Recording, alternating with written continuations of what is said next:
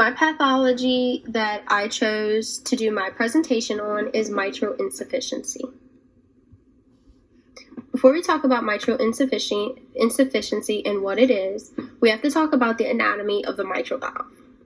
Your mitral valve is located between your left atrium and your left ventricle. It consists of two tapered cusps. This is a picture of your normal heart.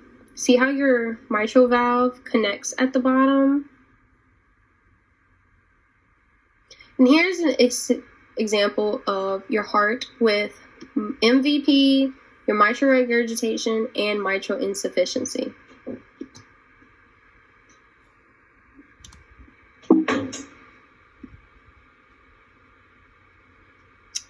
What is it? Mitral insufficiency is often called mitral regurgitation. These two words are interchangeable. Mitral insufficiency is an inadequate closure of the mitral valve. So if your mitral valve prevents backflow of blood, if it's an inadequate closure, it's not closing all the way. So this is allowing the backflow of blood to go back up into the left atrium where it's not supposed to be. It interferes with the expulsion of cardiac output from the left ventricle. This increases the blood volume in both the atrium and the ventricle on the left side.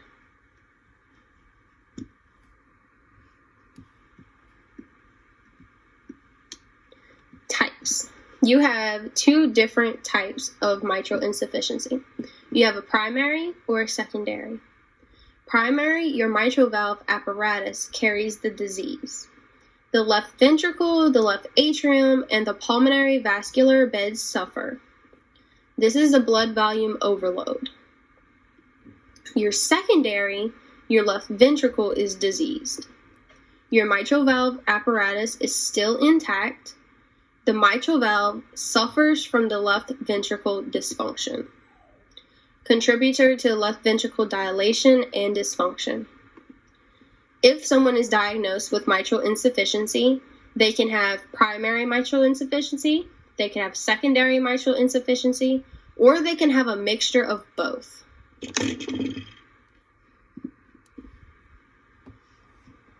Acute versus chronic. So within primary and secondary, you have your acute and you have your chronic.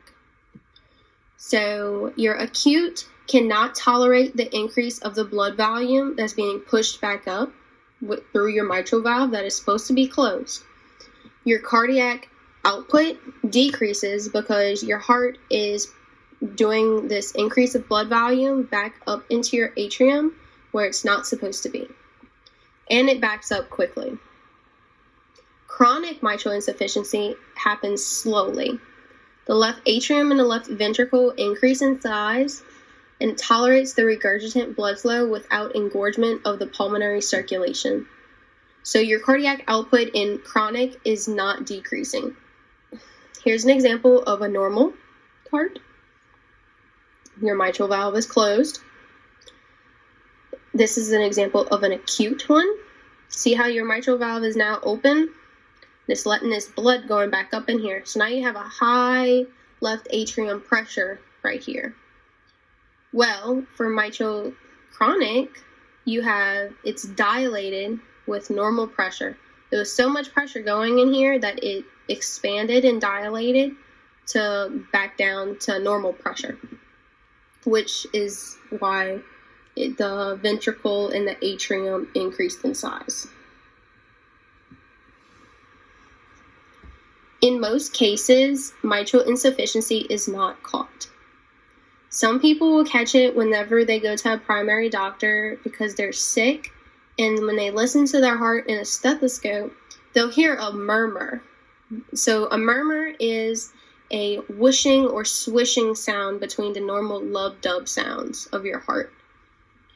Once your murmur is heard, your primary doctor will refer you to a cardiologist to go for further testing to see why you're having this murmur. Sometimes you just have the murmur and nothing is associated with it.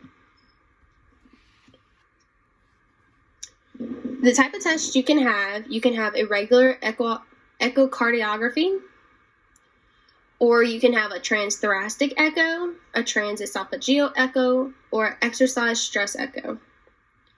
What do you expect during an echo? It's just like an ultrasound. However, the sound waves bounce off of the heart, go back to the transducer, into the computer processes, and it processes the sound waves to make a visualization of the beating heart. So an echo is important to determine the cause, the etiology, the severity, and your overall cardiac function. Once these are determined, you are probably going to be sent for further testing, whether it's transthoracic, transesophageal, or stress tests. So here's an example of the ultrasound. Atrium, ventricle, flowing back up. And right here is a picture of them doing a regular echo.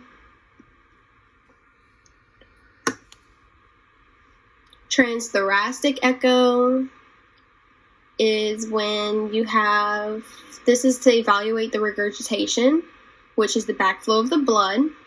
It also helps tell the difference between whether you have your primary or your secondary, or if you have a mixture of both.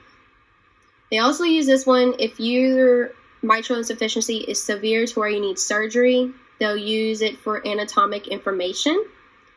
And whenever you get sent back for your follow-ups every year, they'll more than likely do this one to make sure it's still primary or secondary, it hasn't changed, or if it has changed, how bad. This is them measuring the backflow of blood, how far and how fast it's going. You also have your transesophageal. This is when the transducer goes into the patient's esophagus. This is used when your transthoracic is inadequate, or if they want to exclude out any intracardiac thrombi before sending you off into surgery. Here's your MR jet, the backflow of blood, and this is the sound. See how it goes down into their throat, into their esophagus, to see their heart.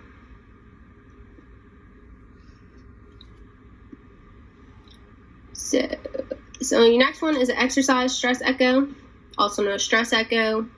This is when there's a discrepancy between your resting data and your echo measurements. This shows the difference between when your patient is exercising or when your patient is at rest. Also, it helps to show if they have any symptoms while exercising. So this is the heart at rest. This is the backflow of the blood. Now when they're exercising, it increases. You can also see it on sound waves, on it increasing. Your most common stress echo is going to be an uphill treadmill. Your treadmill starts flat and it's just a walking pace. And as time increases, the slope of the incline increases and the speed of the treadmill also increases. While doing this, you're hooked up to ECG monitor by electrodes and blood pressure cuff. People can range from 5-minute stress tests to 15-minute stress tests. It all depends on how bad their mitral insufficiency is and what symptoms they're experiencing. Symptoms. So most cases of mitral insufficiency are asymptomatic. Majority of people don't even know they have it if they do, unless murmur or their symptoms are bad. If you're exercising, you have dyspnea. However, if your symptoms occur, your doctor may want to control the blood pressure, the regular physical activity, but you have to make sure you do not go past your limit where your symptoms start acting up. If women become pregnant and they have mitral insufficiency, they have to talk to their cardiologist because pregnancy requires the heart to work harder. Mitral insufficiency affects 5 in 10 people. It can occur at any age. It is the second most valvular heart disease that's needed for surgery. Mitral valve prolapse is the most common form and is 4% of the population. This mitral insufficiency is usually genetic, and it affects more than 2 million individuals in the United States. Treatment: usually you're just monitored closely by your cardiologist depending on severity, or you can have mitral valve repair, which is minimally invasive. They trim, shape, or rebuild the mitral valve. Mitral valve replacement is when it's severe. They have to take out the part that's severely damaged and replace it with a mechanical valve, a valve made from cow, pig, or human heart tissue. This is the mechanical, and this is the tissue. All right, that's it.